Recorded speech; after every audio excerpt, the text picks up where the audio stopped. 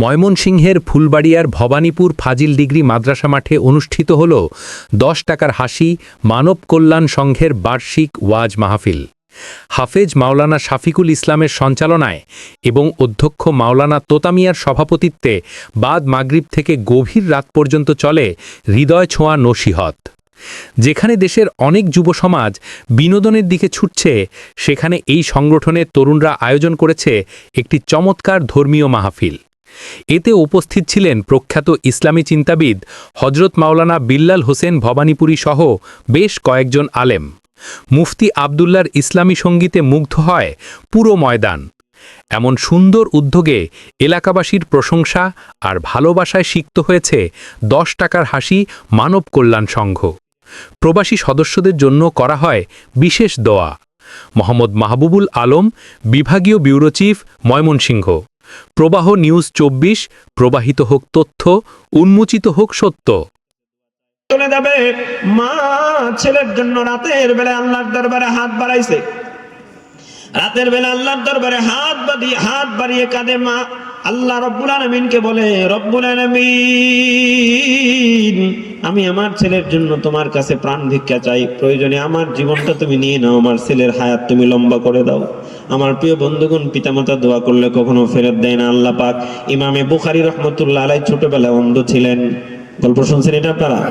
ইমামে বুখারী রাহমাতুল্লাহ আলাইহি অন্ধ ছিলেন। মনে করিয়ে দিই আপনাদেরকে, ইমাম বুখারী রাহমাতুল্লাহ আলাইহি মক্তবে যখন যেতেন, অন্য বাচ্চারা তাকে টিটকারি করত। মা বড় মনে মনে কষ্ট।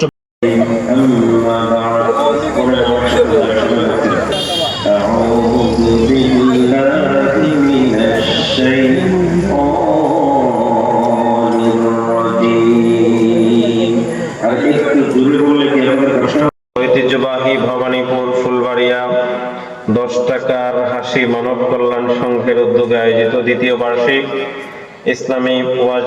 আলাইকুম ওয়া রাহমাতুল্লাহি ওয়া বারাকাতুহু।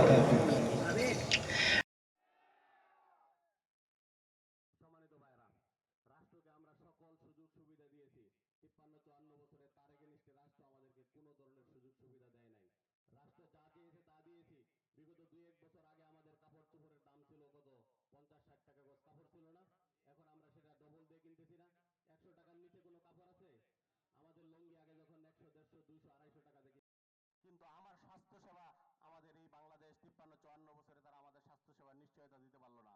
এই জন্য আমরা বলতে চাই, এই সকল ডাক্তারদেরকে, বড় ডাক্তাররা আজকে দেখেন রাউন্ড দেওয়া ছাড়া আর কোনো কার্যক্রমের সাথে তারা জড়িত না। তারা দালাল শ্রেণীর মাধ্যমে তাদেরকে প্রাইভেট ক্লিনিকে পাওয়া যায়। ভোট দেয় বা না দেয়, আমাকে পছন্দ করলেও না করলেও যোগ্যতার ভিত্তিতে আগামী দিনে কোনো ধরনের টাকা দেওয়া ছাড়া, মন্ত্রী ধরা ছাড়া, এমপি ধরা ছাড়া যোগ্যতার ভিত্তিতে আগামী দিনে ইনশাআল্লাহ ছেলে মেয়েদের সরকারি চাকরির ব্যবস্থা হবে ইনশাআল্লাহ। আমরা বলতেছি, এই কারণে মেধাবীরা আজকে আমাদের মেধাশূন্য হয়ে গেছে। আজকে বিগত সময় যারা যাদেরকে আমাদের ছেলে মেয়েদেরকে চাকরি দিয়েছে, ডিজিএফআই রিপোর্ট, এনএসআই রিপোর্ট, তার দাদা কি করে, তার নানা কি করে, তার শ্বশুর ফ্যামিলির লোকেরা কি করে, সে আদর্শের কিনা, এইভাবে তারা যাচাই বাছাই করে CSROR দেখে আমাদের ছেলে মেয়েদেরকে তারা চাকরি দিয়েছে। যার জন্য যোগ্যতা সম্পন্ন ছেলেরা আজকে চাকরি হয় নাই। ইন্টারভিউ যখন ফার্স্ট সেকেন্ড থার্ড ছেলেরা বিভিন্ন ইউনিভার্সিটি, কৃষি বিশ্ববিদ্যালয়, মেডিকেল কলেজ, বিভিন্ন জায়গায় যখন তাদের টিচার হওয়ার কথা, তাদেরকে রাষ্ট্র স্বীকৃতি দেয় নাই, তারা টিচার হতে পারে নাই। আজকে এই মেধাবীরা দেশের বাইরে চলে গেছে, যার জন্য মেধাবীরা দেশের বোঝা না, মেধাবীরা এত অসহায় না। রাষ্ট্রের বাইরে তাদেরকে কদর করেছে। বিভিন্ন ইউনিভার্সিটির টিচার, বিশ্বের বিভিন্ন ধরনের ইউনিভার্সিটির টিচার আমার দেশের ছেলেরা হয়েছে। বিভিন্ন বড় বড় কোম্পানির ছেলে, আমাদের ছেলেরা থাকে সেইখানে গুরুত্বপূর্ণ।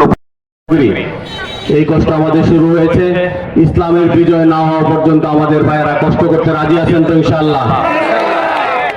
সম্মানিত ভাইয়েরা, আমরা আমাদের এই বাংলাদেশে ৫৪ বছরে আমরা যে ধারায় মুসলমান হিসেবে যেভাবে বিশ্বাস করি, সেই বিশ্বাসের বাস্তবায়ন আমরা করতে পারি নাই।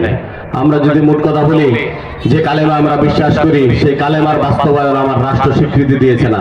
কালেমাকে আমরা বলে থাকি লা ইলাহা ইল্লাল্লাহ মুহাম্মাদুর রাসূলুল্লাহ সাল্লাল্লাহু আলাইহি সাল্লাম। কালেমার অর্থ হচ্ছে একমাত্র আল্লাহ তাআলা।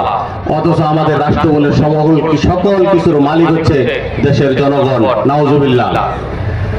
আমরা আমাদের ৫৩-৫৪ বছরের কালেমার দ্বিতীয় অংশটা লা ইলাহা ইল্লাল্লাহ মুহাম্মাদুর রাসূলুল্লাহ সাল্লাল্লাহু আলাইহি সাল্লাম, একমাত্র নেতা হবে মুহাম্মদ রাসূলুল্লাহ সাল্লাল্লাহু আলাইহি সাল্লাম।